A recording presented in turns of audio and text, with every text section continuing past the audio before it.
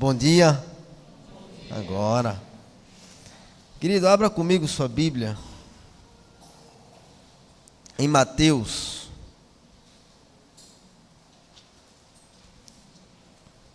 Capítulo 27. Deixe sua Bíblia aberta, Mateus capítulo 27, dos versos 1 até o verso 10.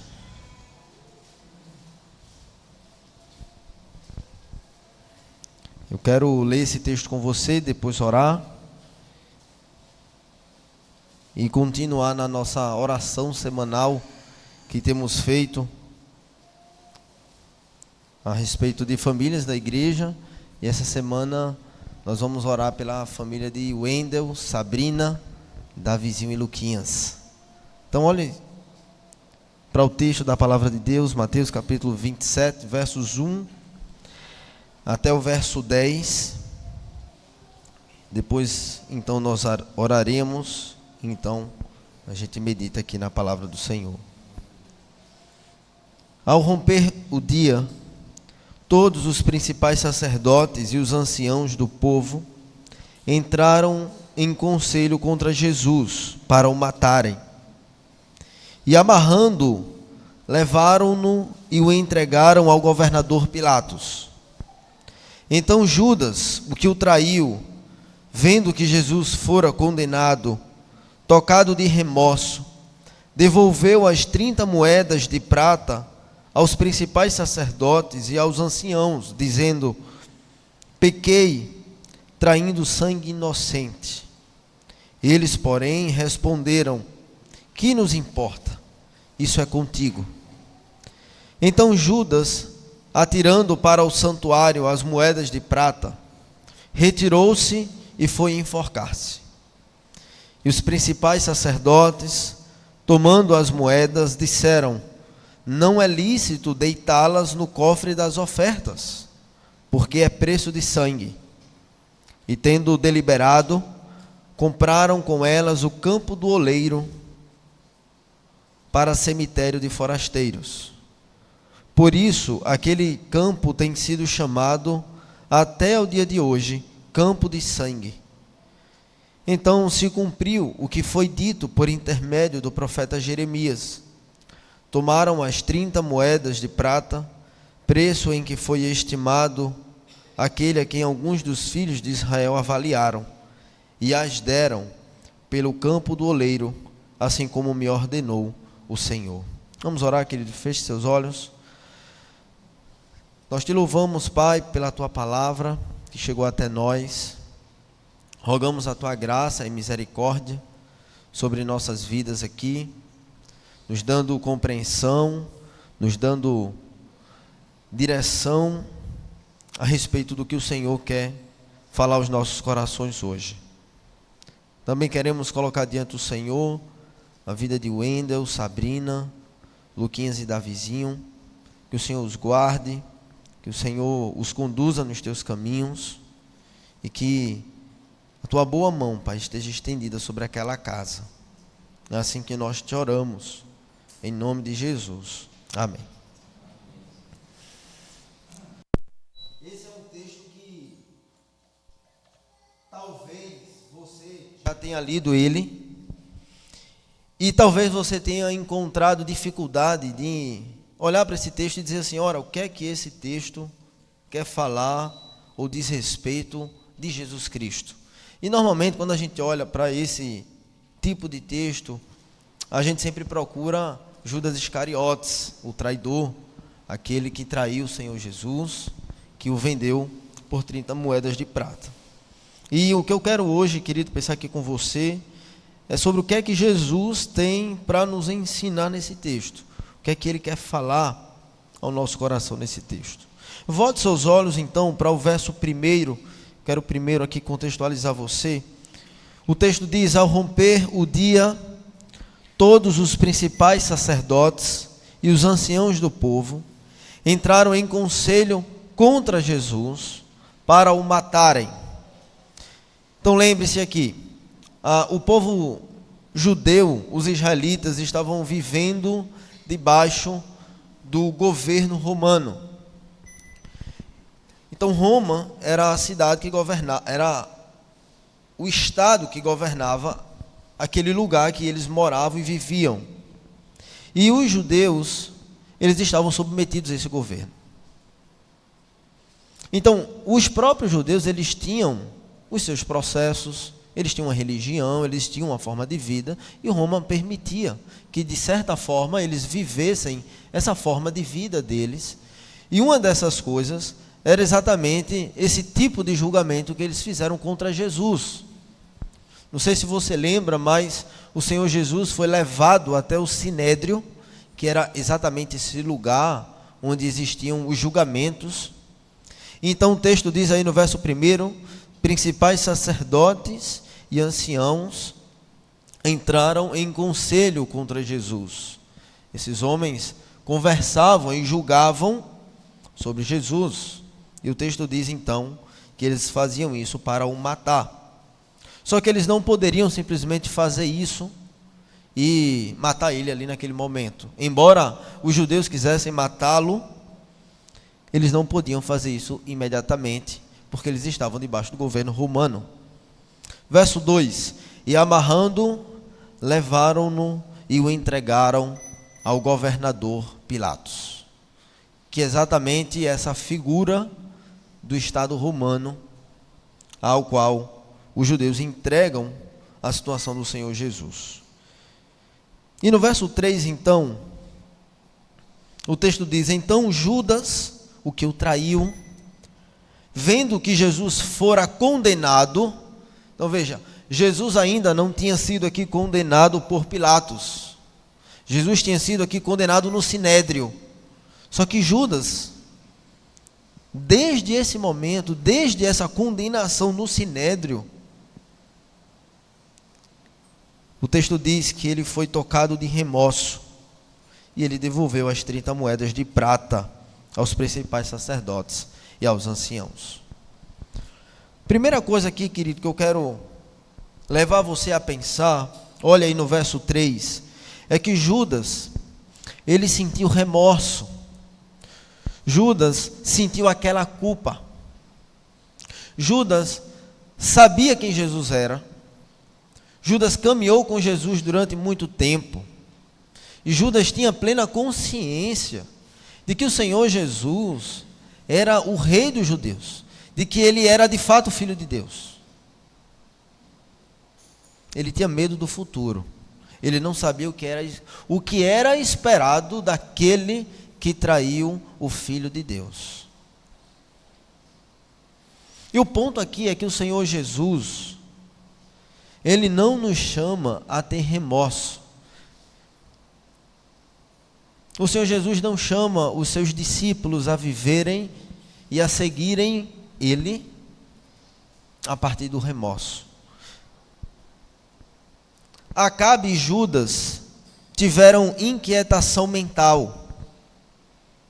Uma coisa é ser pecador aterrorizado, outra é ser um pecador arrependido. O sentimento de culpa é suficiente para gerar terror. O sentimento de culpa que Judas sentiu gerou terror nele. E eu e você podemos sentir também uma culpa tão profunda, e isso pode gerar terror em nosso coração. Mas o arrependimento, ele só é gerado através da infusão, da intervenção e da ação da graça de Deus em nosso coração. Perceba, a gente pode confundir muito bem essas duas coisas. A gente pode confundir muito bem remorso com arrependimento. A gente pode confundir uma culpa profunda em nosso coração com, de fato, uma ação da graça de Deus em nós e que transforma a nossa vida e o nosso caminhar. O que é que Judas teve que não conduzia aos pés de Cristo? Perceba, o processo de arrependimento, querido, ele é muito semelhante ao processo de remorso. Primeiro, nós precisamos ter uma visão do pecado. E se você perceber, Judas teve visão do pecado. Veja o que é que ele diz no verso 4. pequei. Judas sabe que ele pecou. O arrependimento gera, e o remorso também gera, tristeza pelo pecado. Judas ficou triste, ele ficou cabisbaixo, a gente viu no texto um pouco mais à frente, ficou tão triste, que ele decidiu se enforcar. O arrependimento e o remorso também gera, em certo sentido, confissão de pecado. Veja o que é que diz o texto. 4, verso 4. Pequei traindo sangue inocente. Isso Judas fala diante dos sacerdotes e dos anciãos. Judas sentiu vergonha pelo pecado. Ele queria se desfazer daquilo que ele tinha feito, queria de alguma forma fazer com que aquilo que ele tinha feito não fosse efetivado. Quero devolver aí para vocês essas 30 moedas de prata. Judas sentiu ódio pelo pecado. De tal forma que ele queria simplesmente pegar aquelas 30 moedas de prata, devolvê-las e de alguma forma desfazer a culpa que ele estava no seu coração, desfazer o medo que ele estava em seu coração. Tem uma coisa, querido, que Judas, como sendo alguém que tinha traído o Senhor Jesus, não fez, e que é essa a grande diferença entre o remorso e o arrependimento. O remorso nos conduz a uma prática de obras próprias. O remorso conduz a mim e a você a tentar resolver a nossa questão por meio da nossa própria força. O remorso trouxe tristeza a Judas. O remorso trouxe uma grande culpa a ele. O remorso trouxe vergonha pelo pecado para ele. Ele tinha consciência dessas coisas. Mas o remorso não conduziu Judas e nem conduz ninguém aos pés do Senhor Jesus. Essa é a grande diferença, querido. Judas Iscariotes não correu para os pés do Senhor Jesus. Ele não entendeu que em Cristo Jesus toda a culpa, tudo que ele tinha, todo o pecado, toda a produção de toda a sua vida, tinha salvação em Cristo Jesus. O texto diz: então Judas, o que o traiu, vendo que Jesus fora condenado. Se Jesus não tivesse sido condenado, ele não tinha tido remorso. Muito possivelmente.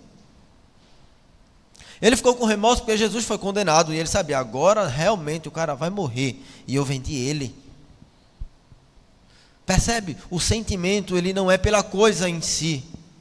Não é porque eu vendi, mas é porque eu vendi, ele vai morrer. Jesus chama os seus discípulos. Jesus exige dos seus discípulos, querido, não simplesmente remorso, mas ele requer de mim e de você arrependimento profundo, vergonha pelo pecado, ódio pelo pecado e descansar na cruz do Calvário. Quando você olha para Judas, então, verso 4, ele fala: pequei traindo sangue inocente. Perceba, Judas caminhou com Jesus. Ele presenciou milagres. Ele viu Jesus multiplicando pães e peixes. Ele viu Jesus curando pessoas. Jesus, caminhando com Judas, mostrou para ele várias evidências de que de fato ele era o Filho de Deus. E o grande ponto aqui é que quando nós olhamos para Judas, quando nós olhamos para a sua caminhada, para a sua história com o Senhor Jesus, via de regra, eu e você dizemos assim: está vendo? se fosse eu não faria isso aí não.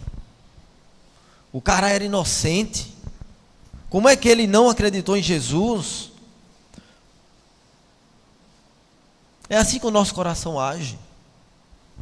Só que pense muito bem, querido, eu e você, no lugar dele, faríamos a mesma coisa e talvez pior do que ele.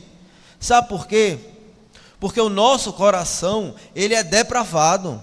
Porque o nosso coração não presta. E se nós não fizéssemos nada como Judas fez, só tem uma coisa que merece a glória por isso, que é o Espírito Santo. Nenhum discípulo fez o que Judas fez porque o Espírito Santo impediu que o fizesse. E eu e você não somos diferentes. Da mesma forma, quando nós olhamos para aqueles judeus daquela época que apontaram um dedo e disseram: queremos Barrabás, condena Jesus e solta Barrabás. Ou aqueles outros que diziam: cadê você? Você não fazia milagre? Desça da cruz se você de fato é o Filho de Deus. E aí nós olhamos para essas coisas, ficamos extremamente irritados e dizemos: ora, como pode? Esse é o Filho de Deus. O ponto aqui é que a graça do Senhor é a única coisa que impede a mim e a você de trair o Senhor Jesus. A graça do Senhor é a única coisa que nos conduz em seus caminhos. Porque se o Senhor nos entregar aos nossos próprios caminhos, aos nossos próprios desejos, o fim é o mesmo. Volte seus olhos lá para Hebreus. Eu quero ler com você Hebreus capítulo 7.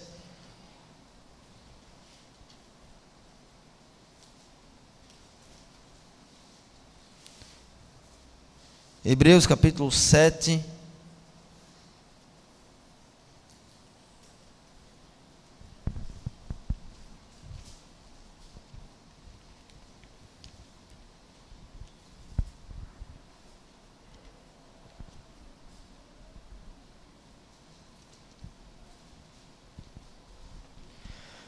Hebreus capítulo 7, versos 23 ao 26.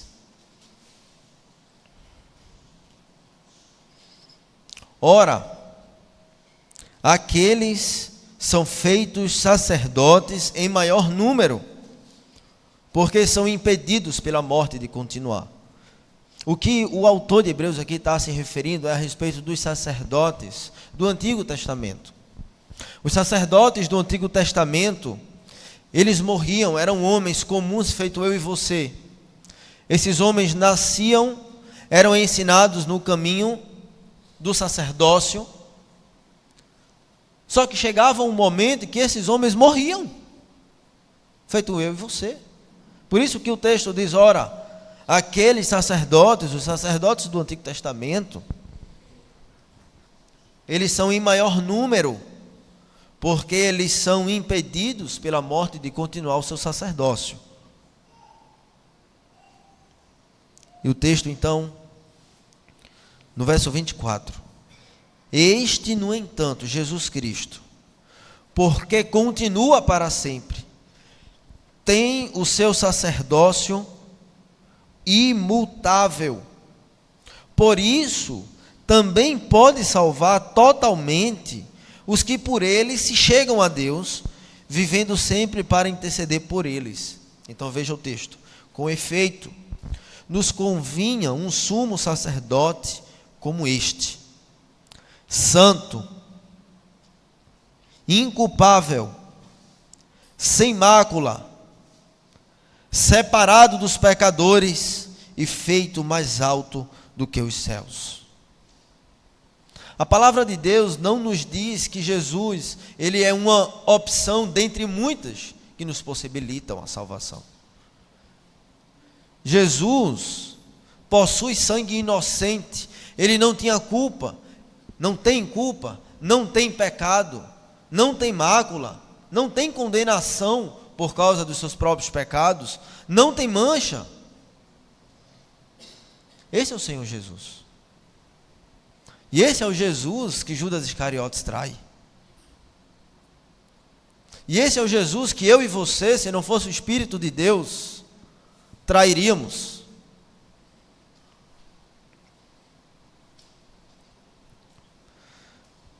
Será que não deveríamos sangrar sempre que pensamos seriamente no sangramento de Cristo por nós.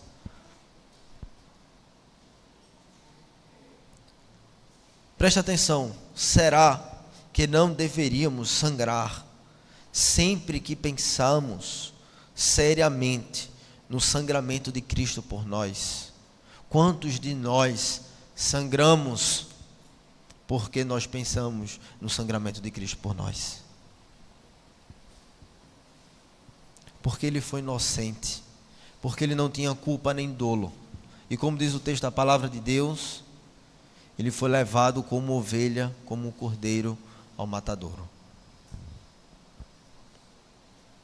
Volte seus olhos para o texto então, de Mateus 27.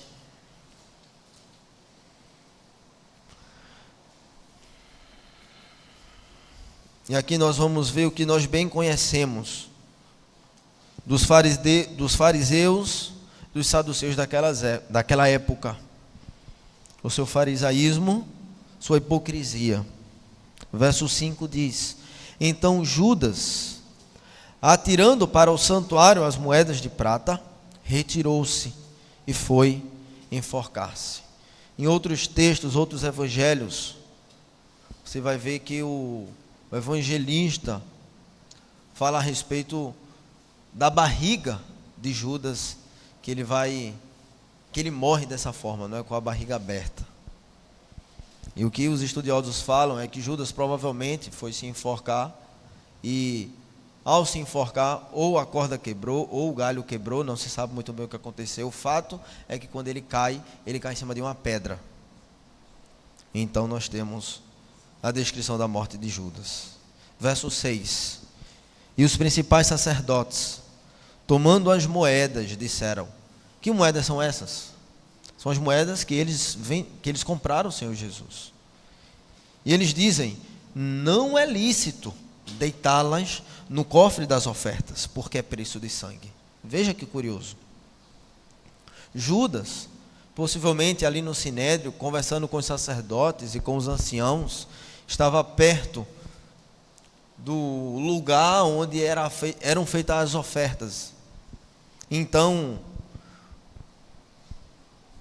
Judas, passando por ali, joga uma sacolinha que tinha 30 moedas dentro, meio entreaberta, e quando a sacolinha cai no chão, as moedas voam.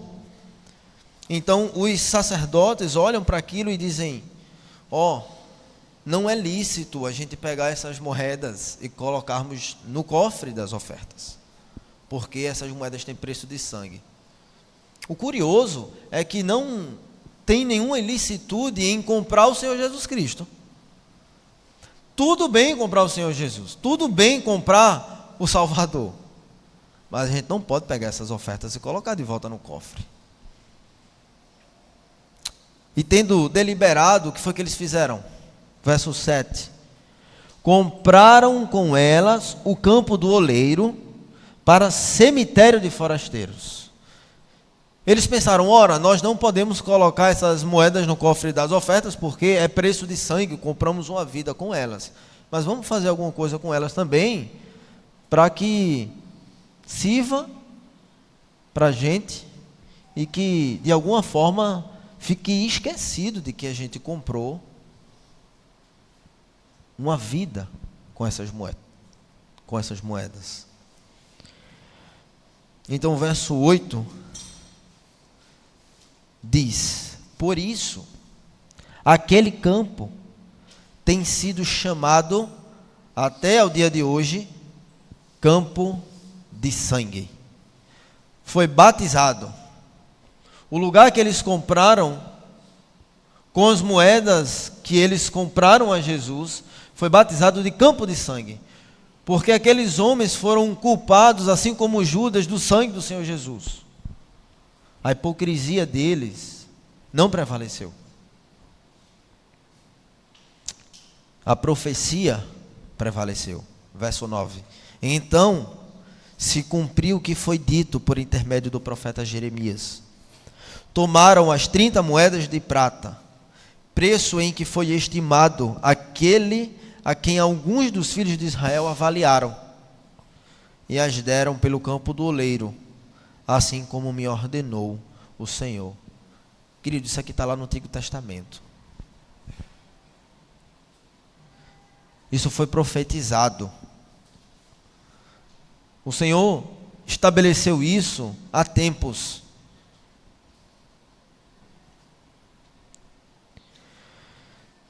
Por último, volte seus olhos para o verso 5. Então Judas, atirando para o santuário as ofertas de prata, retirou-se e foi enforcar-se.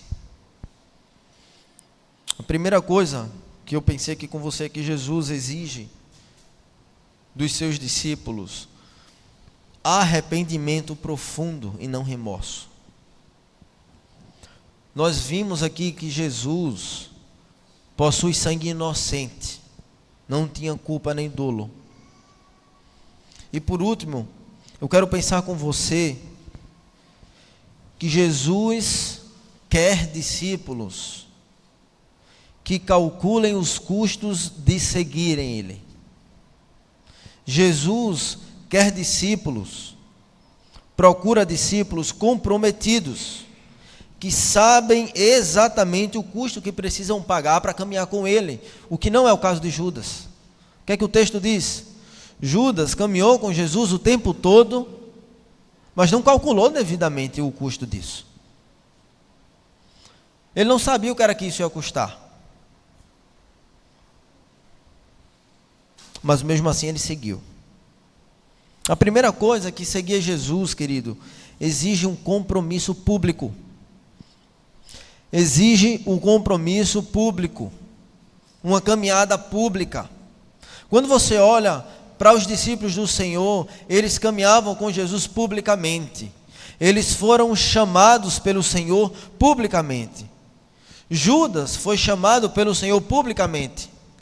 Todos sabiam que Judas seguia Jesus, porque foi Jesus que vocacionou e que convocou ele para segui-lo. E Judas disse: eu vou. Todos viram isso. O compromisso de seguir a Jesus é um compromisso que não diz respeito ao nosso caminho individualmente, mas é um compromisso que você mostra as caras. Certo estudioso diz que não dá para seguir a Jesus sem mostrar o rosto. Não dá para seguir a Jesus sem você ser quem você é. Não dá para seguir a Jesus sem você ser honesto com os seus próprios pecados, com os seus irmãos e desenvolver relações profundas com Jesus e com eles. O compromisso com o Senhor não é privado, é público.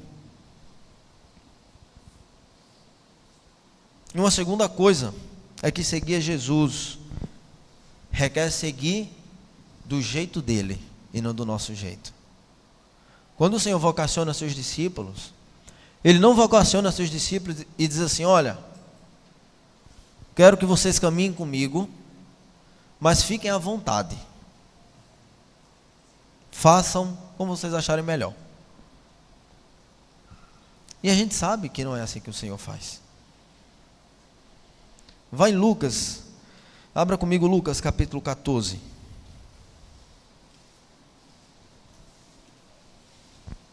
Lucas capítulo 14, verso 25, verso 25 até o verso 33. Quero ler com você esse texto.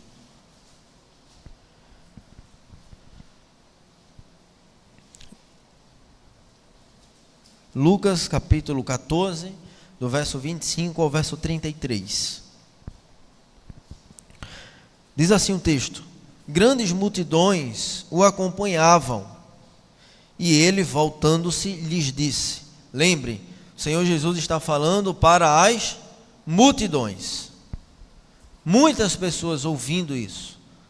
E ele diz: se alguém vem a mim e não aborrece a seu pai e mãe e mulher e filhos, irmãos, irmãs e ainda a sua própria vida, não pode ser meu discípulo. E qualquer que não tomar a sua cruz e vier após mim, não pode ser meu discípulo. Pois qual de vós, pretendendo construir uma torre, não se assenta primeiro para calcular a despesa e verificar se tem os meios para concluir? Em outras palavras, se você quer construir uma torre, você precisa calcular o que é que você precisa de material para você não precisar parar no meio do caminho. Verso 26. Para não suceder que, tendo lançado os alicerces e não a podendo acabar, todos os que a virem zombem dele, dizendo: este homem começou a construir e não pôde acabar. Ou, qual é o rei que, indo para combater outro rei, não se assenta primeiro para calcular se com 10.000 homens poderá enfrentar o que vem contra ele com 20.000? Caso contrário, estando o outro ainda longe, envia-lhe uma embaixada, pedindo condições de paz. Mais uma vez, faça as contas. Você tem como enfrentar o outro exército de 20.000? Se não tem, é melhor mandar uma embaixada para fazer um acordo de paz. O que Jesus está ensinando a essa multidão é que precisa ser feitas as contas. Há cálculos a serem feitos aqui.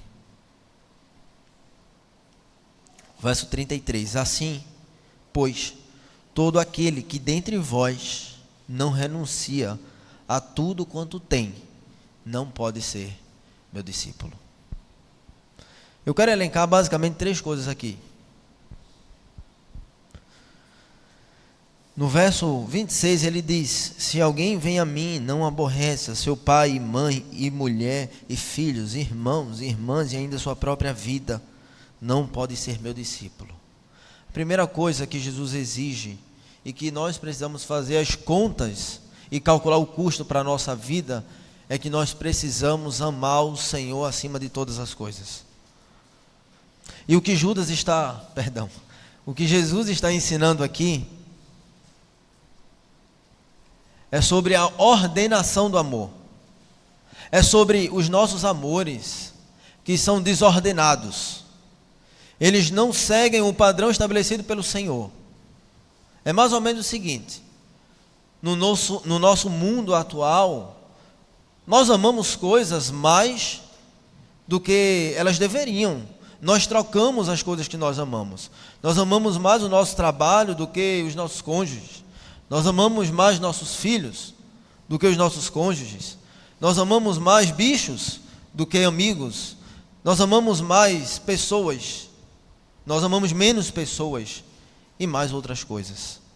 Nós amamos mais primos, não sei se é o caso, do que cônjuges. O fato é que nossos amores, eles são desordenados. Nós amamos aquilo que não deveríamos amar. E não amamos aquilo que deveríamos amar mais. E esse é o custo que o Senhor Jesus está nos chamando a fazer. O cálculo que Ele está nos chamando a fazer. Jesus quer ser amado acima de tudo e não admite rival. Quando você olha para o que nós lemos aqui a respeito de Judas e da sua história, da sua caminhada, nós vemos muito bem quais são os grandes amores de Judas. Pelo menos um deles. Ele simplesmente vendeu o Senhor Jesus por 30 moedas. E isso não era tão caro assim, diga-se de passagem. Precisamos calcular o custo de seguir a Jesus. E um deles é o custo do amor. Você precisa amá-lo acima de todas as coisas. Segunda coisa, sofrimento. Não é dúvida, mas é certo de que seguir a Jesus vai nos causar sofrimento. E perceba e entenda muito bem: sofrimento porque seguimos a Jesus. Existem sofrimentos que não são porque nós seguimos a Jesus. Existem sofrimentos que são da própria vida. São dos nossos erros. Mas o que o Senhor está se referindo aqui no texto, quando Ele fala no verso 27, E qualquer que não tomar a sua cruz e vier após mim não pode ser meu discípulo, ele está se referindo ao sofrimento por causa do nome dele. E lembre-se muito bem, aqui o Senhor Jesus ainda não tinha sido crucificado. Então quando ele fala para essas multidões que elas precisam, que as pessoas precisam tomar a cruz e segui-lo, o Senhor está se referindo à imagem que a cruz tinha para eles, que era exatamente a imagem da humilhação. Você será humilhado por causa de mim. As pessoas não olharão para você com seriedade por causa de mim.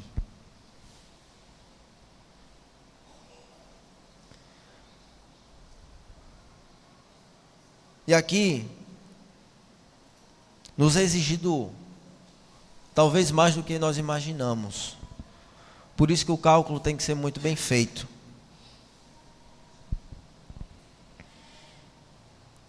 Não é Cristo que tem que envolver-se em nossos projetos pessoais. Não é Ele que tem que sacrificar os seus desejos para se engajar em nossos empreendimentos, em nossos sonhos. É o contrário. Nós é que devemos nos engajar nos planos dele para a sua igreja. Nós é que temos que sofrer para sacrificar as nossas agendas e a nossa vida em favor da agenda divina e da sua igreja. E nós vivemos, querido, uma vida cristã como se esse sofrimento não fosse requerido de nós, como se os cálculos fossem o contrário, como se nós tivéssemos nossos sonhos, nossos planos, nossos futuros a serem conquistados, e simplesmente qualquer decisão que vai interferir nisso não é tomada. E a palavra de Deus nos chama a todo momento a entender: quer seguir a Jesus, filho, vai ter um custo. E o custo haverá sofrimento, haverá humilhação. Os seus desejos, os seus sonhos não serão satisfeitos.